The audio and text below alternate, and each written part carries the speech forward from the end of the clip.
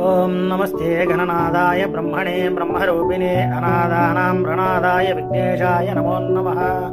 नवग्रह पीडाहर स्तोत्रम्। ग्रहाणमादिरादित्यो लोकरक्षणकारकः विषमस्थानसम्भूतां पीडां हरतमे रविः।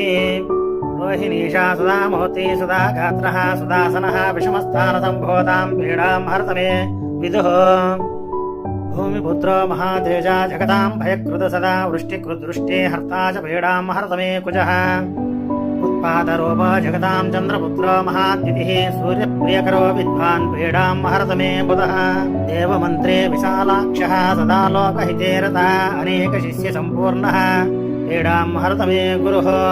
दैत्यमन्त्रे गुरुस्तेषां प्राणदक्षा महामतिः प्रभुस्ताराग्रहाणां च पीडां हरतमे भृगुः।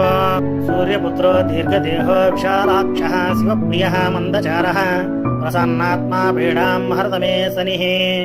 महाशिरा महाभक्तो दीर्घदृष्टो महाबलः अधुनक्षर्ध्वा केशक्षपीडां हरतमे शिखिः। अनेकरूपवर्णक्षा शतसो अदा सहस्रशः उत्पादरूपो जगतां पीडां हरतमे तमः।